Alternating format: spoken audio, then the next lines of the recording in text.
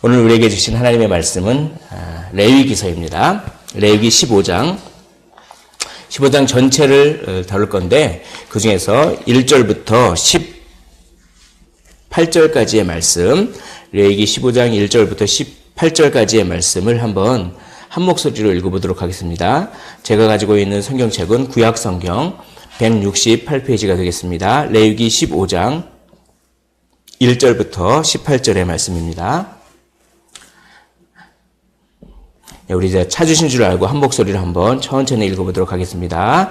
여호와께서 모세와 아론에게 말씀하여 이르시되 이스라엘 자손에게 말하여 이르라. 누구든지 그의 몸에 유출병이 있으면 그 유출병으로 말미암아 부정한 자라. 그의 유출병으로 말미암아 부정함이 이러하니 곧 그의 몸에서 흘러나오든지 그의 몸에서 흘러나오는 것이 막혔든지 부정한즉 유출병이 있는 자가 눕는 침상은 다 부정하고 그가 앉았던 자리도 다 부정하니 그의 침상에 접촉하는 자는 그의 옷을 빨고 물로 몸을 씻을 것이며 저녁까지 부정하리라. 유출병이 있는 자가 앉았던 자리에 앉는 자는 그의 옷을 빨고 물로 씻을 것이요 저녁까지 부정하리라. 유출병이 있는 자의 몸에 접촉하는 자는 그의 옷을 빨고 물로 몸을 씻을 것이며 저녁까지 부정하리라. 유출병이 있는 자가 정한 자에게 침을 뱉으면 정한 자는 그의 옷을 빨고 물로 몸을 씻을 것이며 저녁까지 부정하리라. 유출병이 있는 자가 탔던 안장은 다 부정하며 그의 몸 아래에 닿았던 것에 접촉한 자는 다 저녁까지 부정하며 그런 것을 옮기는 자는 그의 옷을 빨고 물로 몸을 씻을 것이며 저녁까지 부정하리라. 유출병이 있는 자가 물로 그의 손을 씻지 아니하고 아무든지 만지면 그 자는 그의 옷을 빨고 물로 몸을 씻을 것이며 저녁까지 부정하리라. 유출병이 있는 자가 만진 질그릇은 깨뜨리고 나무 그릇은 다 물로 씻을지니라. 유출병이 있는 자는 그의 유출이 깨끗해지거든 그가 정결하게 되기 위하여 이레를 센 후에 옷을 빨고 흐르는 물에 그의 몸을 씻을 것이라. 그러면 그가 정하리니 여덟째 날에 산비둘기 2마리나 집비둘기 새끼 2마리를 자기를 위하여 가져다가 회막문 여호와 앞으로 가서 제사장에게 줄 것이요 제사장은 그 한 마리는 속죄제로 다른 한 마리는 번제로 드려 그의 유출병으로 말미암아 여호와 앞에서 속죄할지니라. 설정한 자는 전신을 물로 씻을 것이며 저녁까지 부정하리라. 정수가 묻은 모든 옷과 가죽은 물에 빨 것이며 저녁까지 부정하리라. 남녀가 동침하여 설정하였거든 둘 다 물로 몸을 씻을 것이며 저녁까지 부정하리라. 아멘. 오늘 레위기 말씀 유출병에 대한 것입니다. 레위기 구조는 거룩을 위한 삶, 하나님과 동행하는 삶을 위해서 제사법을 어떻게 드려야 하고 제사장의 직무는 무엇이며 무엇이 부정한 것인지를 판단하기 위해서 그 케이스를 쭉 설명합니다. 그리고 성결을 실천하기 위한 법으로 이 4개의 큰 덩어리로 구성되어 있는데 세 번째 덩어리 11장, 12장, 13, 14장까지 했습니다. 그리고 오늘은 15장 부정한 유출에 대해서 말씀드리겠습니다. 유출은 몸의 분비물 같은 것이 나오는 것입니다. 여성에는 대표적으로 월경이 있겠죠. 그런 어떤 몸에서 어떤 분비물이 빠져나가는 그것을 부정하다라고 얘기하는 것인데 그것에 대해서 어떻게 성경이 다루는지를 한번 살펴볼 때에 정말 여기에서 예수 그리스도의 놀라운 은혜가 깊게 배어 있고 우리가 오늘날 살아가는데 우리 크리스찬들에게 되게 위협을 주는 그런 악한 세력들이 있습니다. 그런 것들에 관한 어떠한 내용도 여기에 놀랍게도 여기에 있습니다. 한번 우리 기대하고 사모하는 마음으로 한번 살펴보도록 하겠습니다. 1절에 서론이 있습니다. 서론이 있고 그 서론은 항상 이렇게 있는 말이죠. 여호와께서 모세와 아론에게 말씀하여 이르시되 이런 서론이 있습니다. 그런 다음에 2절부터 30절까지는 유출에 대한 것이 나옵니다. 맨 처음에 전반부는 남성의 유출에 대해서 나옵니다. 그리고 후반부는 여성의 유출에 대해서 나옵니다. 그리고 나서 이 유출법의 그 이 율법의 목적이 무엇인가에 나오고 또 요약을 하면서 이렇게 마치는데, 본문 부분을 잘 보십시오. 남성의 유출이 장기간 유출될 경우가 있어요. 그러니까 남성에서 분비물이 장기간 분비물이 나올 경우가 있습니다. 이거는 온전한 경우가 아니라 뭔가 병이 걸려서 고름 같은 게 생겼을 때 뭔가 그런 게 있겠죠. 장기간 유출하는 경우가 있고, 그럴 경우에는 다 나선 다음에 제사를 드리면 회복이 됩니다. 그런 다음에 일시적 유출이 있겠죠. 일시적 유출은 어떤 남녀 간의 그 부부관계 할 때는 일시적 유출이 있겠죠. 그리고 일시적 유출과 그런 부부관계 그렇게 되어 있습니다. 그런데 여성의 유출을 보면 일시적 유출을 먼저 다룹니다. 그러니까 남성의 유출은 장기간의 유출을 먼저 다루고 그 다음에 일시적 유출을 다루는데, 우리나라 어떤 사고방식으로는 그러면 여성의 유출을 다룰 때도 장기간의 유출을 먼저 다루고 그 다음에 일시적 유출을 이렇게 다루는 것이 우리나라 어떤 사고방식에 맞는데, 히브리 사고방식은 그렇지 않고 뭔가를 강조하고 싶을 때 한 곳으로 모아둡니다. 이게 키포인트입니다. 그러니까 장기간 유출, 일시적 유출, 장기간 유출, 일시적 유출. 이게 우리 한국 방식이라면, 사고 방식이라면, 히브리적인 사고 방식은 장기간 유출, 일시적 유출, 일시적 유출, 장기간 유출. 그래서 일시적 유출을 가운데다 딱 몰아놓습니다.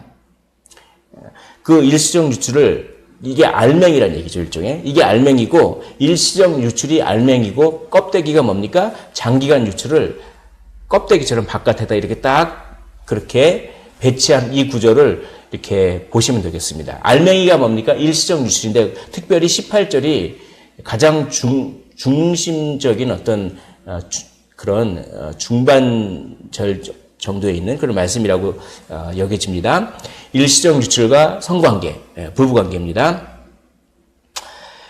그러니까 오늘 본문은 유출에 대해서 다루고 있지만 중심 사상이 뭐냐면 어떤 18절의 어떤 중심 사상이 어떤 강조점이 있습니다. 이 구조로 보면 아시겠죠? 자, 그러면 18절이 어떤 것인지 한번 볼까요? 자, 우리 18절을 한번 다시 읽어보도록 하겠습니다. 15장 18절입니다. 자, 한 목소리로 우리 성경을 보시고 읽어보도록 하겠습니다. 시작.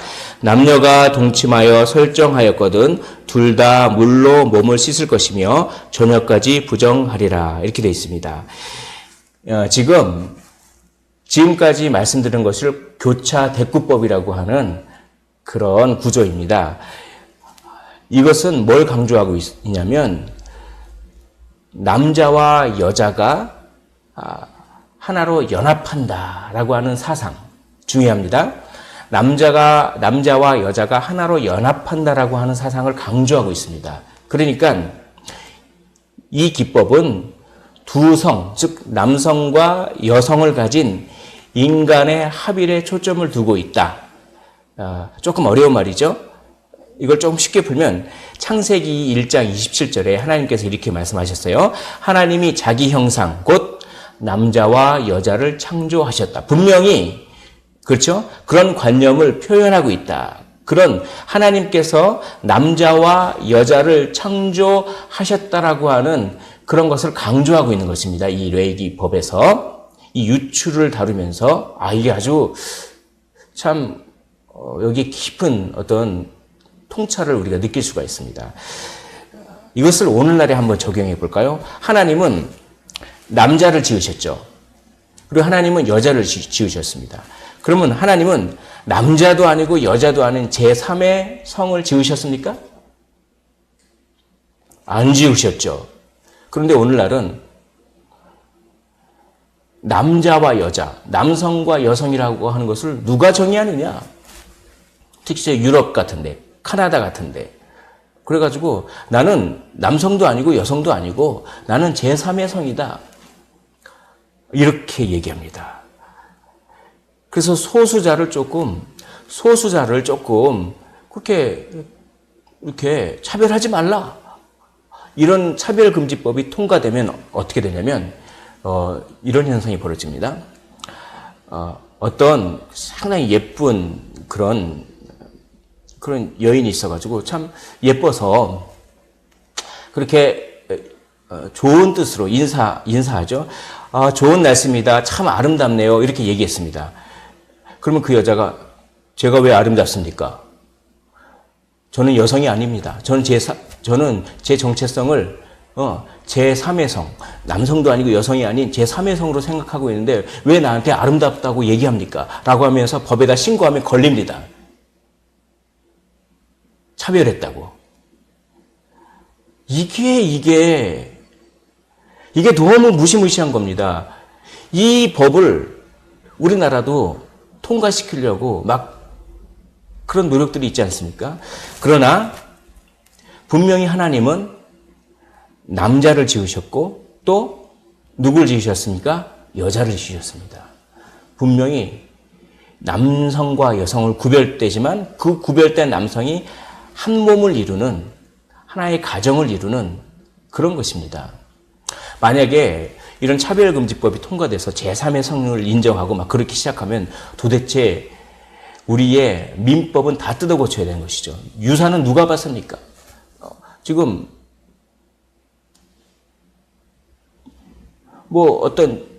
우리의 어떤 호적 체계 같은 것들도 어떻게 됩니까? 그런 것들이. 이것이 결국 가정을 파괴하는 것입니다. 지금 이 교차대구법은 이게 유추를 다루고 있지만 분명히 뭔가를 강조하고 있냐면 분명히 하나님은 남성과 여성을 지으셨다라고 하면서 이 남성과 여성이 일상적으로 있는 유추를 다루고 있어요. 사실 장기적인 유출보다는 장기적인 유출을 껍데기에 있었죠. 알맹이에 있었던 것, 중심부에 모여 있었던 것은 일상적인 유출을 다루고 있습니다. 그 일상적인 유출은 뭐냐면 여성의 월경 같은 거는 일상적인 유출이에요. 그리고 이 부부가 부부관계를 하는 것은 아주 건강하고 행복한 것입니다. 그것은 일상적인 유출입니다. 그렇죠? 예, 그걸 더 잘 다루고 있습니다. 그러면서 뭘 강조하냐면 하나님의 창조 질서를 강조하고 있습니다. 이 본문이. 이것을 캐치해야 됩니다. 이것을. 그래서 정말 기독교를 반대하는 세력이 요즘에 너무 많이 창궐합니다. 그래서 우리가 정신을 차려야 됩니다. 우리가 하나님 나라를 생각해야 합니다. 우리가 단지 그냥 내 자신의 일신의 어떤 안위와 내 자신의 어떤 힘든 그런 거 가지고만 기도 제목 가지고 그런 수준에서 벗어나서 좀 더 크게 하나님 나라에 대한 그런 기도 제목을 가지고 우리가 살아야 하는 것이죠.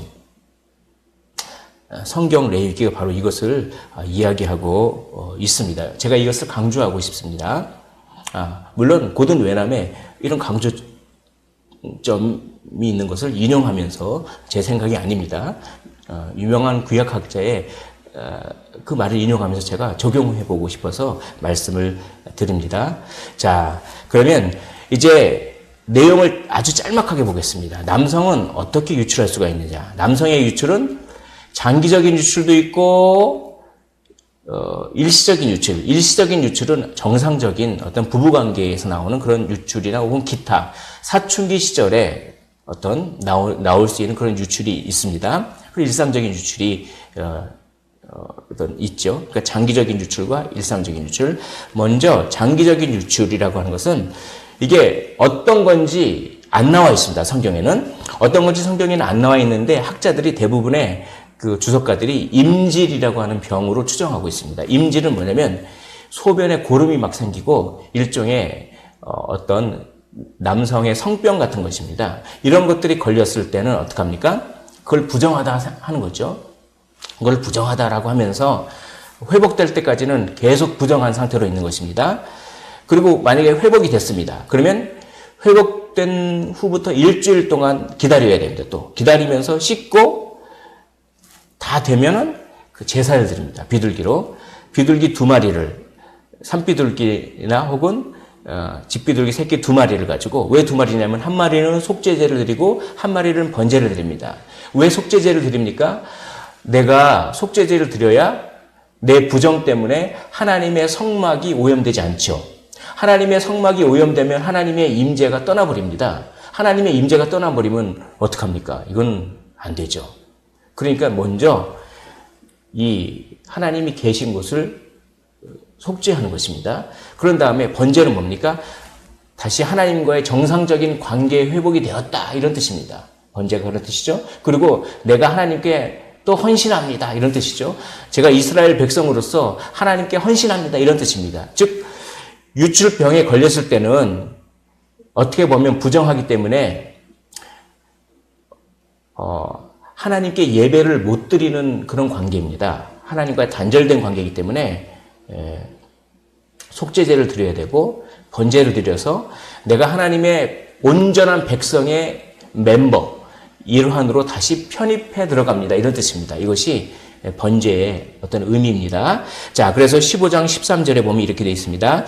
유출병이 있는 자는 그의 유출이 깨끗해지거든 그가 정결하게 되기 위하여 이레를 센 후에, 그러니까 7일 동안 기다리라는 것이죠. 옷을 빨고 흐르는 물에 그의 몸을 씻을 것이라. 그러면 그가 정하리니. 그런 다음에 이제 제사를 드리고 하는 그런 얘기입니다.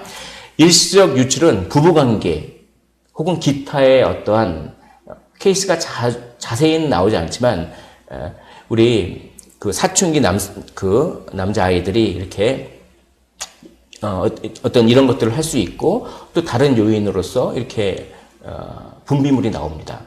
그런 것들은 몸을 씻고 그냥 저녁까지 기다리면 됩니다. 저녁까지. 그래서 15장 16절에 설정한 자는 전신을 물로 씻을 것이며 저녁까지 부정하리라, 이렇게 됩니다. 자, 이것이 남성의 유출이라면 여성의 유출도 똑같습니다. 근데 여성의 유출은 장기적 유출, 단기적 유출, 단기적 유출, 장기적 유출, 이렇게 일상적인 유출, 짧은 유출을 중간에 모아놓았다고 했죠. 교차 대꾸법으로. 그래서 먼저 뭐가 나옵니까? 일시적 유출이 먼저 나옵니다. 그것은 월경입니다. 일주일 동안 부정하다는 것이죠. 그런데 이 월경 기간에 성관계를 만약에 하면은 남편과 아내가 모두 부정하고 이것이 이스라엘 백성에서 끊어지리라. 엄청난 벌을 받는 것입니다. 이것이 그렇습니다. 그래서 15장 19절에 보면 어떤 여인이 유출을 하되 그의 몸에 그의 유출이 피이면, 그러니까 월경을 그렇게 설명한 것입니다. 이래 동안 불경하니 그를 만지는 자마다 저녁까지 부정할 것이요. 또 15장 24절에 누구든지 이 여인과 동침하여 그의 불결함에 전염되면 이래 동안 부정할 것이라. 그가 누는 친상은 다 부정하니라. 이렇게 됩니다. 자, 장기간 유출은 이것은 혈루증 앓는 여인 아시죠? 마태복음에서 우리가 주일 설교 때도 다뤘죠. 이것은 뭐냐면 계속해서 하혈이 계속되는데 원인도 모르고 아무튼 계속 나오는 것입니다.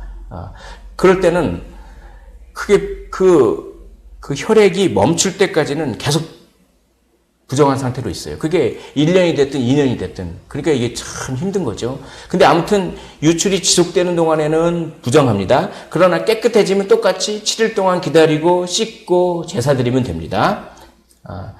이것이 이제 그 처리 방법입니다. 이렇게 유출에 대해서 이렇게 됩니다.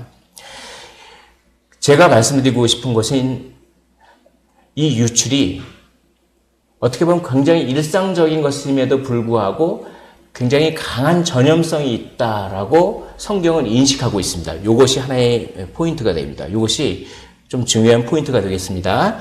한번 보십시오. 자, 이렇게 학자들이 써놓은 것을 제가 읽어드리겠습니다. 11장에서는 부정한 짐승에 대해서 다뤘습니다. 그래서 부정한 짐승을 만지면 어떻게 됩니까? 접촉하면 부정해지죠. 만진 사람도. 그런데 그 만진 사람을, 부정한 짐승을 만진 사람을 다른 사람들이 그 사람을 만지면 그 다른 사람은 부정해집니까? 부정해지지 않아요. 직접 부정한 짐승을 만진 사람만 부정해집니다. 그런데 이 유출병은 유출병이나 유출한 사람이 앉은 자리에 누가 또 앉으면 그 사람도 부정해집니다. 그러니까 어떻게 하면 더 강한 전염성을 그렇게 갖고 있는 걸로 간주합니다. 이게 중요합니다. 한번 제가 읽어보겠습니다. 11장에서 다른 부정한 짐승들의 경우에는 단지 부정의 원천에 직접 접촉하는 사람만 더럽혀지고 직접 접촉하는 사람만 더럽혀지고 접촉한 사람 자신은 부정의 원인이 되지 않습니다. 그런데 이 유출에 관련된 사람이 누웠거나 앉았던 침상이나 의자나 안장이나 이런 것들은 그 자체가 침상이나 의자나 안장 그 자체가 부정하게 될 뿐만 아니라 이것이 또 다른 불결함의 원천이 돼서 그 침상에 누가 앉거나 누우면 그게 오염이 되는 것입니다. 그러니까 더 강한 전염성을 가지고 있다라고 성경은 인식하고 있는 것입니다. 어떻게 보면 굉장히 일상적인 얘기일 수 있습니다. 월경 같은 거는 상당히 일상적인 현상이잖아요. 그리고 부부가 부부관계를 맺는 것들도 상당히 일상적인 것인데 이것을 굉장히 강한 전염성으로 이것을 인식하고 있습니다. 이게 좀 이상하지 않습니까? 너무 가혹하지 않습니까? 아니 이걸 이렇게 부정한 걸로 이거를 하고 마치 이렇게 부정한 짐승을 만진 것보다 더 강한 전염성이 있는 걸로 그렇게 하고 여기에는 어떤 상징하는 바가 있습니다. 이것이 오늘 또 중요합니다. 이 율법들의 목적과 이 목적들이 이 율법들이 어떤 목적에서 어떤 것을 뜻하고 있는지 그것을 몇 가지로 한번 제가 이렇게 정리해 보았습니다. 그것을 한번 보시겠습니다. 첫 번째로는 하나님의 진노를 초래하는 행동들을 피하게 하려고. 그러니까 이게 이렇습니다. 이것이 전염성이 더 강한 것으로 이렇게 규제를 두면, 그러니까 일상적인 것이니까 굉장히 자주 있는 일이겠죠. 이 일들이. 일상적으로 유출하는 게 굉장히 자주 일어나는 일이니까 이것을 오히려 전염성이 더 강한 것으로 규제를 함으로써 더 조심하게 하려고. 그래서 예배를 이렇게 잘 드리게 하기 위해서 더 조심하게 하려고 그런 차원에서 이걸 더 전염성 있는 걸로 그렇게 하는 것입니다. 그리고 또 이런 의미가 있습니다. 아니 부부관계를 맺는 것은 너무 복된 일 아닙니까? 부부가 결혼 안에서 부부관계를 맺어야 아들도 낳고 딸도 낳고 우리 하나님께서는 명령하셨습니다. 뭐라고 명령하셨습니까? 생육하고 번성하라. 생육하고 번성하려면 이게 간음죄를 저지른 것도 아닌데 부부관계 안에서 정상적으로 이렇게 부부관계를 맺고 그렇게 하는 것이 아름다운 것인데 왜 그걸 그렇게 부정한 것으로 간주하냐면 어떻게 보면 인간의 생리작용 아닙니까? 여성의 월경이라든지 이 부부관계 같은 것들은 어떻게 보면 인간의 생리작용이고 이것은 인간의 생명을 유지하기 위해서 필수적인 것입니다. 이것은 어떻게 보면. 근데 그것을 부정하다고 하는 것입니다. 그것은 바로 칼빈이라든지 그런 분들 의견을 종합해 보면 이렇게 되어 있습니다. 바로 우리가 뼛속 깊이 죄인이라는 것을 늘 기억하라. 이런 것입니다. 우리가 뼛속 깊이 죄인이에요. 그러니까 우리가 이 부부관계를 맺고 하는 것은 무엇입니까? 여성의 월경도 결국은 무엇과 관련되어 있습니까? 임신과 관련되어 있는 거 아닙니까? 여하튼 그건 다 생명과 관련되어 있습니다. 그러니까 우리가 날 때부터 우리는 죄인임을 그걸 늘 기억해야 되는 것입니다. 그러니까 우리는 늘 죄인임을 기억해야 되는 거예요. 그리고 우리는 늘 죄가 우리의 생각과 우리의 행동에 죄가 깊이 영향을 미친다 하는 것을 우리는 인정해야 되는 것입니다. 이게 참 여기 깊은 뜻이 있어요. 근데 그러면 맨날 눌려 살고 나는 죄인이야 그리고 막 그러면서 막 자기 비하하고 그게 아닙니다. 오히려 하나님 앞에서 자기를 낮추면 자존감이 높아집니다. 그것은 제가 겸손의 원리에 대해서 주일에 설교를 했듯이 사람에게 비교하는 것이 아니라 먼저 하나님께 비교해서 내가 죄인입니다. 나는 사랑이 하나도 없습니다. 하나님은 크시지만 나는 작은 존재입니다. 나는 뼛속 깊이 죄인입니다. 나는 그냥 무슨 일을 생각하고 무슨 일을 하더라도 늘 이기적인 그 마음의 방향성이 늘 함께 있습니다. 이걸 인정하면 어떻게 되냐면 오히려 그런 나를 사랑하시는 하나님의 사랑을 더 많이 느끼면서 하나님 앞에서는 낮아지지만 자존감에 자기를 막 비하하는 자존감이 생기지 않습니다. 오히려 하나님의 자녀이고 하나님께로부터 받아들여졌다는 존귀한 자존감을 가지면서도 스스로 낮춥니다. 이 신비. 그러니까 우리의 이 생리작용과 이런 것들을 부정하다고 하고 이것의 전염성이 굉장히 강하다고 하는 것은 되게 조심해라 이런 뜻이 있고 우리는 뼛속부터 죄인이다 이런 뜻을 늘 우리가 상기해야 됩니다. 제가 한 가지 말씀드리고 싶은 것이 있습니다. 우리가 죄인이라고 하는 것을 잃어버리는 순간 우리는 의인이라고 생각합니다. 그러면 무슨 현상이 벌어지냐면 화를 냅니다. 화는 막 화내고 막 분노하고 누구 막 욕하고 막 미워하는 마음 생기고 그거는 어느 때 그런 마음이 생기냐면 내가 의인이라고 생각할 때 그런 마음이 생깁니다. 이걸 다시 조금 더 해설해 드리면 내가 옳다라고 생각할 때 나는 의인이야. 내가 옳아. 근데 왜 쟤는 내 기준에 어긋나게 행동하지? 왜 상황은 내 기준에 어긋나게 상황이 돌아가지? 이런 식으로 자기가 의인이라고 생각하는 순간 불평도 나오고 미움도 생기고 또 뭡니까? 화도 나고 그런 것입니다.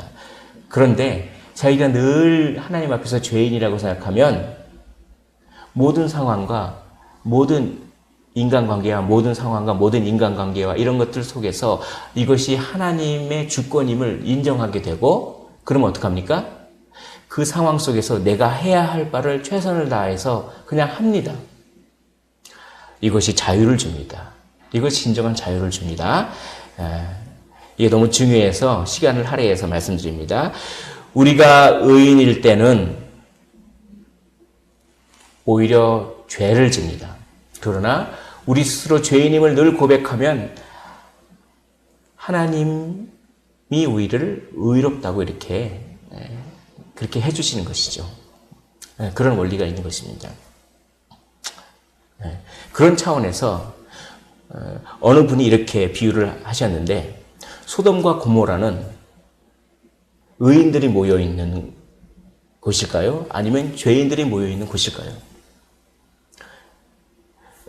물론 죄인들이 모여있는 곳이니까 심판을 하겠죠. 그러나 어떤 의미에서는 소돔과 고모라는 의인들이 모여있는 곳입니다. 즉 스스로 자기가 의인이라고 생각하는 사람들이 모여있는 곳이에요. 그곳에는 자기가 의인이니까 자기가 옳다는 대로 다 하는 것입니다. 내가 옳아. 누가 남성과 여성을 누가 정의해? 나는 제3의 성을 하고 싶어. 이게 옳은 거야. 이러면 그렇게 돼버린 거죠. 나는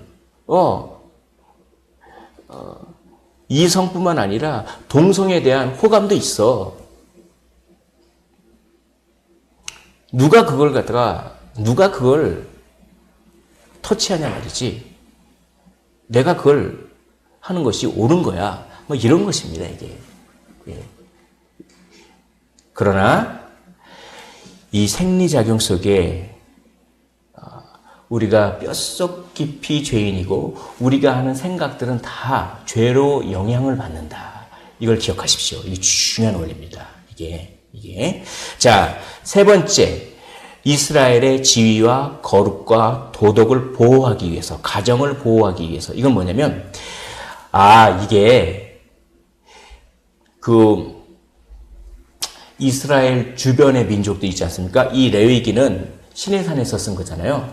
그러니까 아직 가나안 땅에 들어가기 전입니다. 그러니까 너희들이 가나안 땅에 들어가서도 이런 식으로 생활해라 라고 하는 원리가 여기 나오는 것입니다.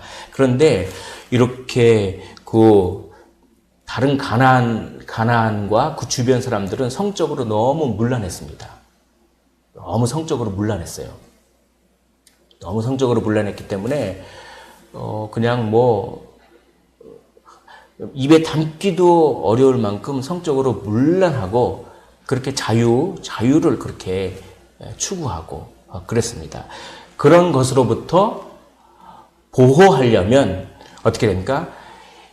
이 남녀 간의 그 생리적 관계, 이런 것들에 대해서 아주 상당히 더 조심하고, 더 어떻게 합니까? 더 전염성이 강한 걸로 이렇게 해야 조심하게 되지 않습니까? 그래야 그들하고 섞이지 않아요. 그들의 문화와 섞이지 않습니다. 그래서 결국 거룩을 유지할 수가 있습니다. 이 가나안 땅에 들어가서. 예, 가나안에 가면 예배드리겠다가도 합법화돼 있죠. 예배드리다가 제사드리다가 그런 남녀 관계 같은 것들을 제사의 일부로, 그러니까 그렇게 그 가나안 그 지역에 그 여자 제사장이 있어요. 여자 제사장이 하는 일이 그런 어떤 막 그렇게 엑스탓이라고 그러죠. 막 흥분을 일으키고 막 그렇게 제사 드리면서 그렇게 하면서 뭘 하는 겁니까? 나중에는 남녀 관계를 하는 것을, 남녀 관계를 하면 막 흥분되지 않습니까? 그것을 신을 흥분시킨다. 뭐 이런 식으로 해석을 해서 신을 많이 흥분시켜야 뭐가 됩니까? 신이 기분이 좋아지지 않습니까? 그럼 어떻게 됩니까? 우리에게 복을 내려주는 거예요. 그러니까 얼마나 문란하겠습니까? 근데 이게 오늘날엔 있을까요? 이런 거? 있습니다. 제가 차마 입에 담기도 하지만 이런 정말 사이비 종교 같은 것들이 얼마나 많은지 모르겠습니다. 그러니까 이 유출이라고 하는 것을 통해서 그것이 어떤 다 임신과 어떤 생육과 관계되는 것인데 그것을 잘 통제함으로써 하나님의 진노를 피하는 행동들을 피하게끔, 그리고 내가 늘 죄인임을 기억하게끔, 그리고 이스라엘을 어떻게 합니까? 이스라엘을 보호하려고.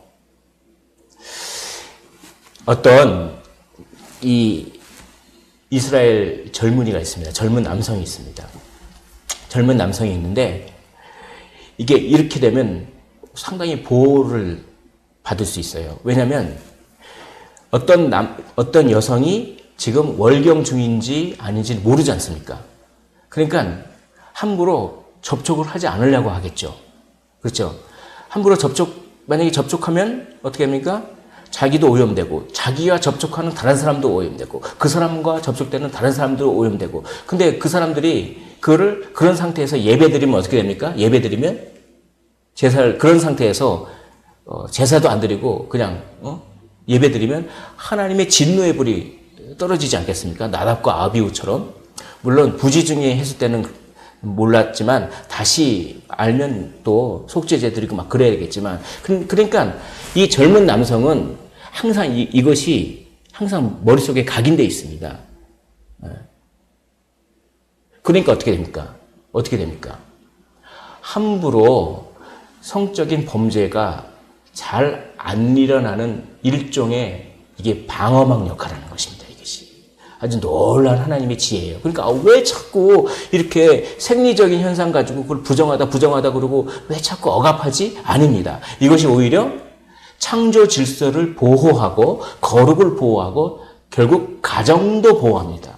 그런데 오늘날 우리 딸들을 9시, 10시, 밤 10시 이렇게 딸들을 이렇게 혼자 못 내놓죠? 이게 우리나라, 이게 어디서 무슨 일이 벌어질지 어떻게 합니까? 예. 그만큼 이 성적으로 벌써 우리나라도 예전에 비해서 엄청나게 이 가나안식으로 돼가고 있습니다, 이게. 아니, 나의 즐거움, 내가 옳은 건데, 나는 이제 성인이고, 내가 이 즐거움이 있고 쾌락이 있는 것인데, 그런 것인데, 그리고 합의도 했는데,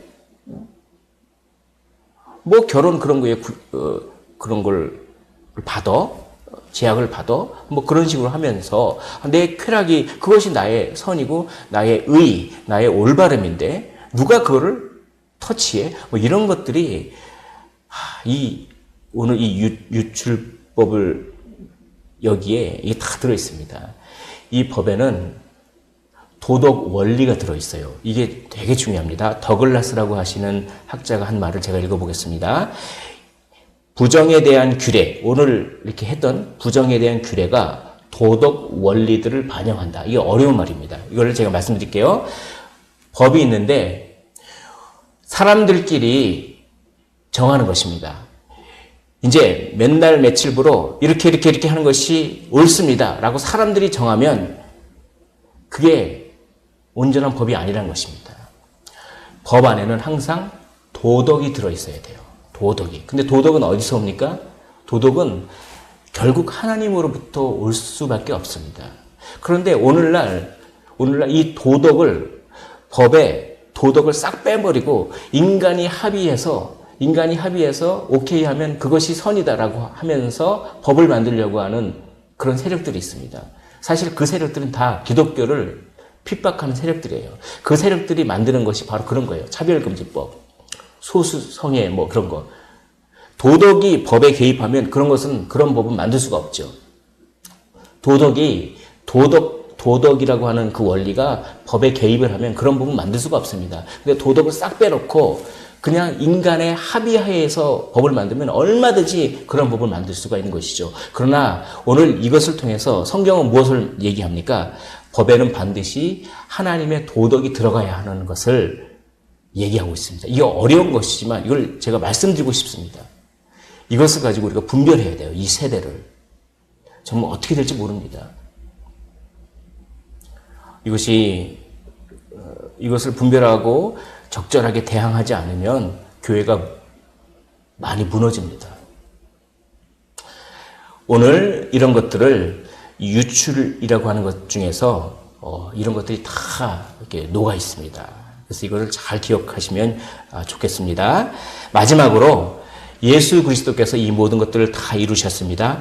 한번 보십시오. 인간의 진노를 초래하는 행동을 피하게 하려고 진노를 예수님께서 다 받아내셔서 예수님이 십자가에서 하나님의 진노를 다 받아내셔서 우리는 진노를 받을 필요가 없습니다. 그렇죠? 또 모든 인간이 죄인이고 예수 그리스도께서 우리의 죄를 다 해결해 주셔서 이제 우리는 실존적으로는 죄를 짓지만 의인으로서 칭함을 받았다. 그렇죠? 예수님이 다 이루셨습니다. 이스라엘의 지위와 거룩과 도덕, 창조 질서와 가정 이런 걸 다 보호하셨습니다. 예수 그리스도께서 새 이스라엘을 창조하셨습니다. 예수 그리스도께서 새로운 창조를 하신 것이죠. 예수 그리스도께서 공의, 십자가에서 사랑과 공의, 즉 거룩과 도덕 이런 것들을 다 어떻게 합니까? 이루신 것입니다. 이것을 예수 그리스도께서 다 이루셨어요. 이건 놀라운 것입니다. 이건 정말 놀라운 것입니다.